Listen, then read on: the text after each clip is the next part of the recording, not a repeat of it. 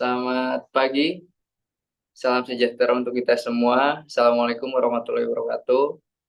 Perkenalkan, nama saya Yusril Aditya Pratama dari Universitas Trisakti. Pada kesempatan ini akan coba menjelaskan terkait dengan pengujian ultrasonik pada uji logam tidak merusak. Next.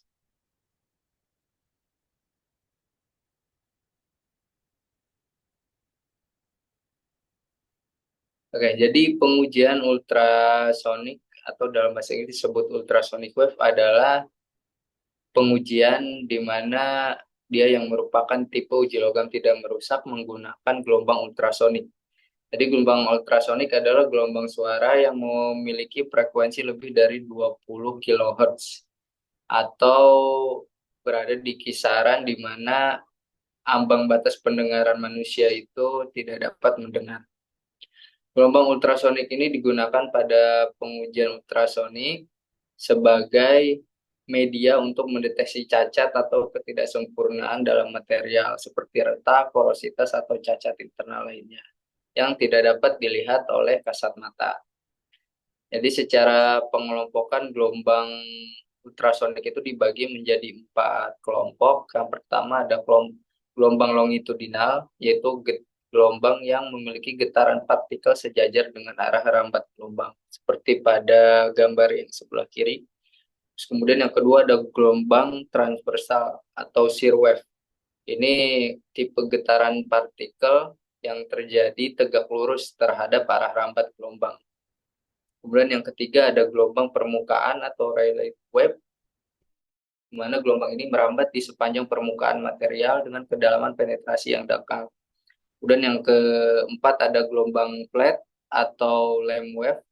Ini merupakan gelombang yang merambat dalam bentuk getaran di sepanjang material dan biasanya dibagi menjadi dua. Ada Lamb wave yang tipe simetrik dan ada asimetrik. Kemudian selanjutnya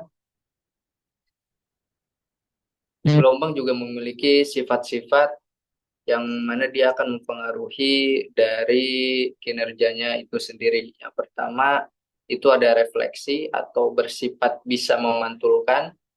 Jadi refleksi ini terjadi ketika gelombang mengenai permukaan atau batas suatu media, maka cahayanya atau gelombangnya tersebut seluruhnya dipantulkan kembali ke arah asalnya.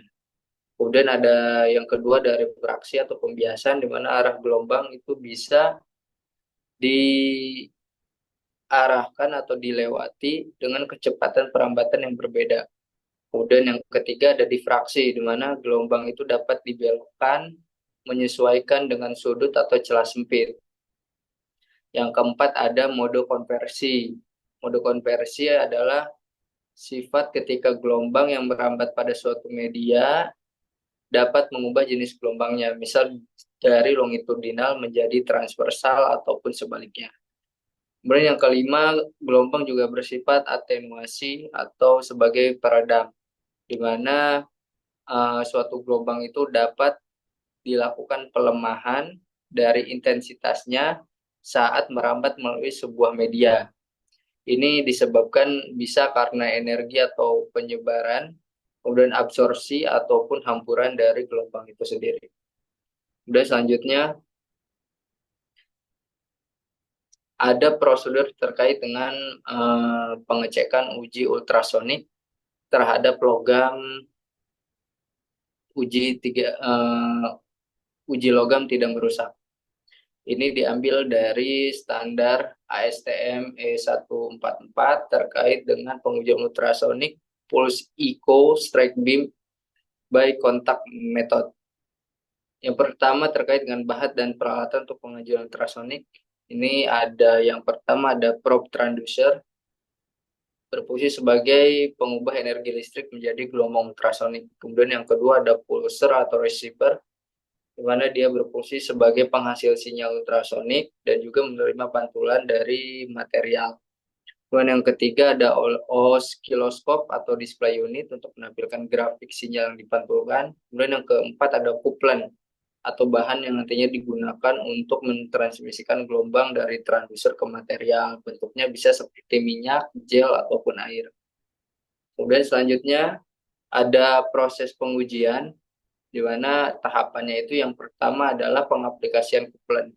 Jadi terlihat pada gambar saat probe transducer itu akan mengecek dari kondisi surface dari suatu material, di situ kita harus mengoleskan couplant di antara probe transducer dan juga materialnya.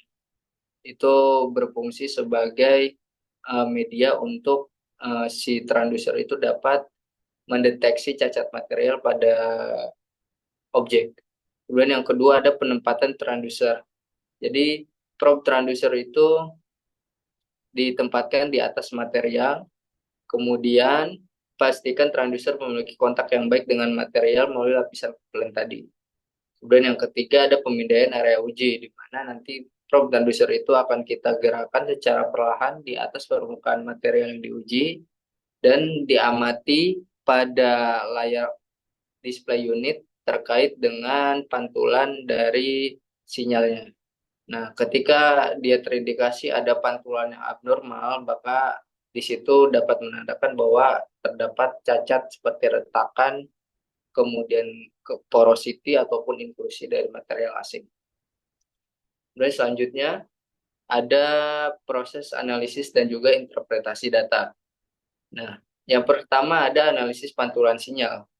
Jadi pada gambar dapat dilihat bahwa ketika sifat dia mengeluarkan pantulan normal, maka batas atau permukaan material yang diuji akan menunjukkan nilai backwall echo yang tinggi, seperti pada gambar yang sebelah kanan. Jadi ketika transducer itu mengeluarkan gelombang ultrasonik terhadap material, dan di situ tidak ada cacat, maka nilai backwall echo atau pantulan dari gelombang ultrasoniknya akan tinggi.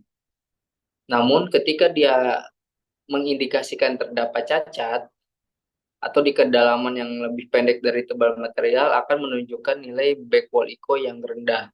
Serta nanti pada layar monitor akan memunculkan nilai defect echo.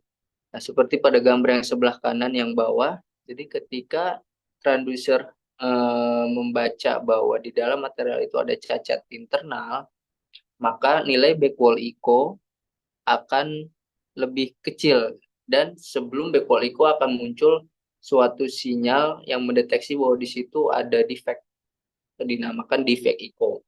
Kemudian yang selanjutnya adalah mengidentifikasi cacat.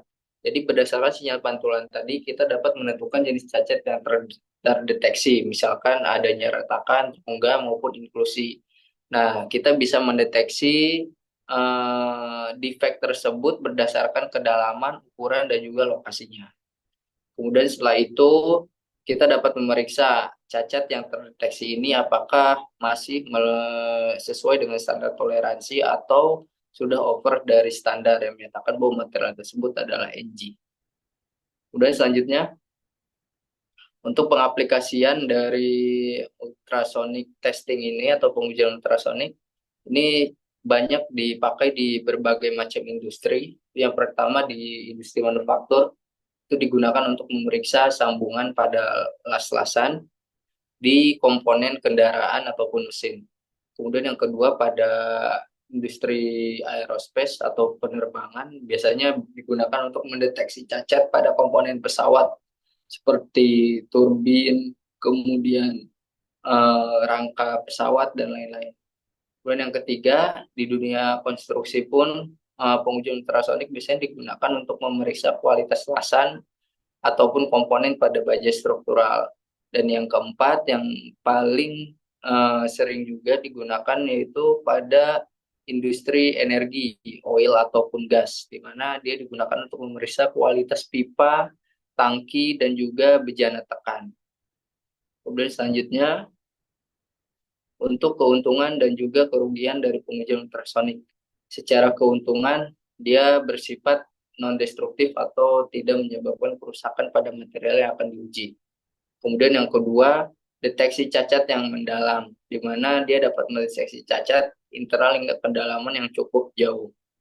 Kemudian yang ketiga, memiliki tingkat akurasi yang tinggi, karena dia sangat sensitif terhadap cacat kecil di internal dari material yang akan diuji. Kemudian yang keempat adalah hasil uji yang dapat dilihat langsung pada layar display, dan kemudian bisa langsung juga dilakukan analisis. Kemudian yang selanjutnya terkait dengan kerugian. Yang pertama, perlu operator yang terlatih dalam mengoperasikan pengujian ultrasonik, di mana untuk menginterpretasikan sinyal itu memiliki keterampilan khusus dan juga pelatihan.